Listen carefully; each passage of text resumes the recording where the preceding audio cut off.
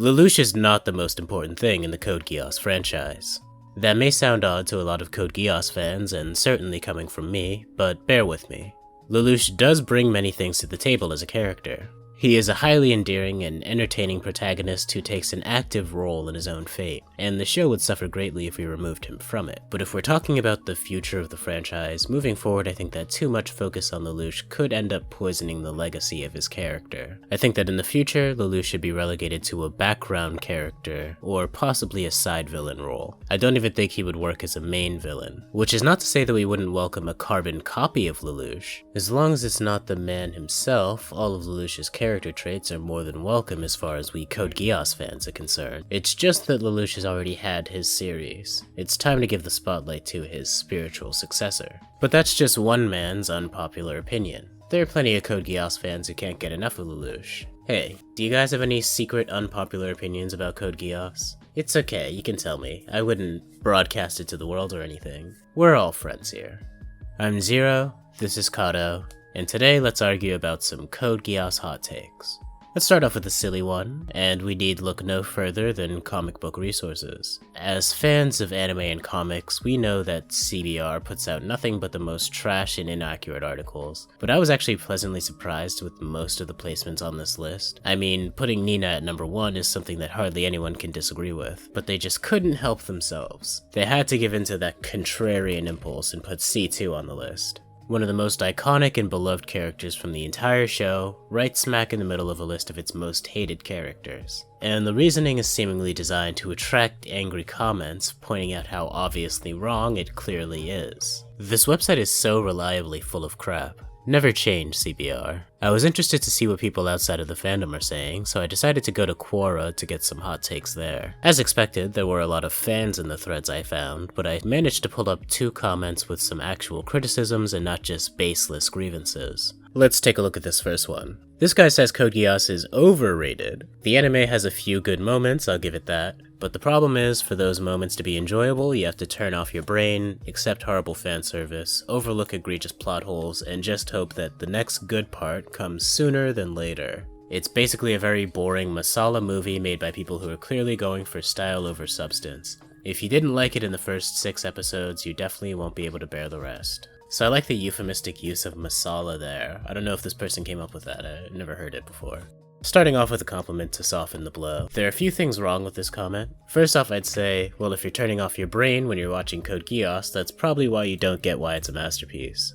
Even people who honestly don't like Code Geass for whatever taste reasons have to admit that there is a lot going on in this show in terms of narrative technique with each character. A few good moments. You must mean that the anime has a few good moments per episode. It keeps fans hooked from the start. The way Suzaku's and Lelouch's motivations unfold, the developments of the Black Knights as an organization, the introduction of new members of the royal family.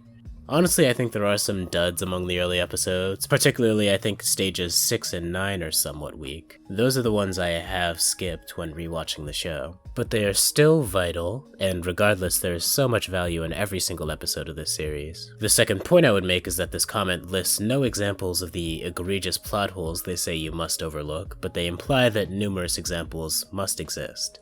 And finally, the fanservice in Code Geass is good, fuck you. Disagree. The next comment doesn't have quite as much substance to it, as it's harder to really understand what the commenter doesn't like about the show. But somehow there's more in terms of specific critique.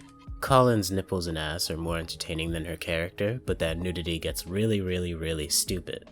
So again, we're seeing the same mention of the fan service. Seems like people outside the fandom are really turned off by that stuff. Although this commenter seems really turned on by it. There are 3 scenes where we see Colin's nipples, if I'm not mistaken, which I'm not, and not one of them is a context where her being naked doesn't make sense. She's either bathing or at home in her bed. It's also used to signify her being exposed more often than not. All in all, I think the fanservice with Colin is fine. The princess is just annoying, honestly. I've liked other royalties more than her ass. I presume he means more there. Again, hard to tell exactly what he means here, but I'm gonna venture to guess that he's talking about Euphemia, and he's saying that he likes the bad guys in the royal family more than her, even though she's a good guy. That's fine, you can like who you like. This is a bad take though, I wish you got more details about why you think Yuffie's annoying. Now the really interesting part. Code Geass was absolute crap, honestly. The characters are the worst in the show. Lelouch Lamperouge is just not my type of protagonist. He's really hard to like for me. I just couldn't find a reason to like anyone in the series. A lot of interesting points there. One is that Lelouch is so integral to the DNA of the original series that not liking him goes hand in hand with thinking the show is garbage. I feel like that's an observation we can glean here. Another point that he's trying to make is that the character writing is weak because the characters are unlikable. He brings up likability each time. Just so many bad takes in this reply. Also, you said you liked some of the royal family. I guess it's interesting that this guy seems to like the bad guys and hate the good guys, using serious air quotes here by the way, and they end up liking the show less as a result. Well, whatever. Disagree. I read a lot of comments from people who think Code Geass is overrated or just not that good, and a lot of them seem to have the sense that R2 was a mess. Probably because the plot jumps around a lot, from Japan to the Chinese Federation, back to Japan, to the Geass Order, back to Japan again, then to Britannia. I don't really think I'd call it a mess, but I see that's where a lot of people start to tune out.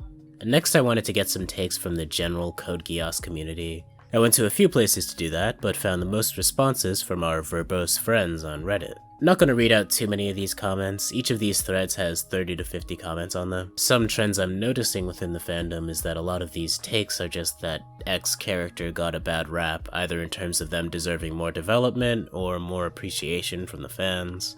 Interestingly, the name that I see coming up the most is Colin. A lot of these commenters say with lamentation that Colin was relegated to just the role of the jilted lover in R2, and they imply that she had nothing else going on. I guess I need to make that Colin video after all. Also, a lot of people defending Suzaku, which I'd love to see.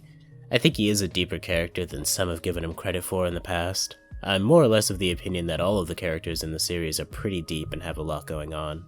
One comment I saw that broke the formula was, Lelouch should have told the truth.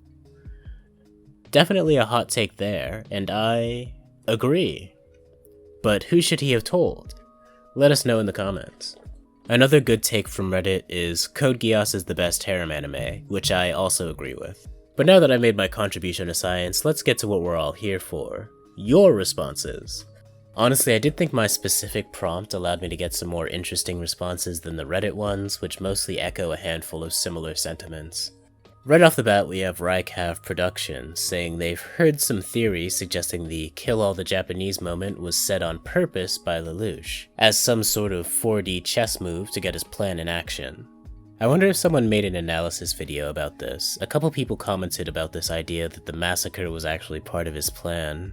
Here's a fun fact. I don't mention Euphemia or the massacre at the Specially Administrated Zone by name in the Man Behind the Mask video. I just call it the incident. I'm too ashamed to talk about it. But since it's come up, I think it wasn't Lelouch's plan in the sense that he had decided not to do it, but it is an idea that he had. And he did weigh the importance of his mission against Euphemia's legacy. In my opinion, that makes it more tragic that it happened against his will, because he had decided against it logically beforehand. Remember, this is after he killed Shirley's father, so he's already steeled himself against killing innocents. Calamite dropped a hot one for us. Sorry if I'm butchering your names, viewers. Nina did nothing wrong. So Nina and Rolo were also characters I saw getting defended a lot in unpopular opinion threads. I even made a video kinda defending Nina. Even CBR couldn't put anyone but Nina at the top of their 10 most hated characters list. She does seem to be the character that fans love to hate the very most. It's like the character designers and writers created the human embodiment of a kick me sign and named it Nina, to the point that even I myself enjoy hating on her at times. So when she gets that amount of hate, I understand why there's also a group of people that feel the need to defend her, and I've even felt the urge myself. Random Channel pointed out that there are plenty of characters that are more irritating than Nina, which I definitely agree with. V2 comes to mind. But yeah, I'm glad we have Nina fans here, but we don't have to go that far in defending her. But I think we can get a little hotter than this take. Dio Brando is willing to oblige me. He says, the ending is overrated. Damn, that's a hot one. Thank you to Calamite for setting him right in the replies. I think that Code Geass is a series that takes a wish fulfillment character and crashes him against the rocks of reality. The ending manages to make that, and the journey that preceded it, feel not pointless. I think that's an impressive feat, especially since endings are difficult to nail in the best of cases. I've seen a lot of endings, but not one better than Code Geass. Here we have a comment from one Alex Hirsch. Lelouch's Geass becoming uncontrollable is one of the biggest missed opportunities in the entire show. Force Lelouch into more situations with this new problem you've created rather than just immediately writing a solution that might as well negate the whole issue. And I gotta say, I agree. They decided that making Lelouch lose control of his Geass would be a great narrative excuse to kill Euphemia off, and Lelouch even acknowledges that obviously he can't continue his school life in this condition. But then they just sorta undo that when they don't need his Geass to be out of control anymore. I will admit that the contact lenses are a logically consistent item for C2 to have in-universe, but we still know it's a cop-out. Code Geass fans are much better at finding real problems with the series than people who barely watch the series. Go figure. I also agree with Alex's sentiments about sexual orientation and racial identity in the series. At times it seems like characters in the series can't really tell what race other characters belong to, which is amusing, but confusing. I also noticed, both in the channel post and on a few of the Reddit posts, that there's quite a lot of discourse about how the Black Knights should have responded to the news that Schneisel brought them, about Zero being Lelouch and having Geass. My good friend Kit Kat here says that the Black Knights are dumb for listening to Schneisel at all and points out that they should have heard Lelouch out, which is fairly true. The issue with that suggestion is that once they know about Geass, talking to Lelouch becomes extremely tricky. They would be putting themselves at risk. They may not know if it functions against nightmares, for example. Plus, from a narrative perspective, we've been waiting for the other shoe to drop for Lelouch for quite some time.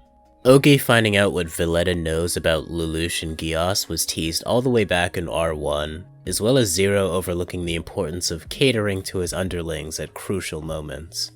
Another important detail here is that Schneisel really played the card at the perfect moment. So that's it for this Code Geass edition of Let's Argue, but while we're here, we might as well address what some people consider to be my worst Code Geass take, which is the Code plus Geass theory.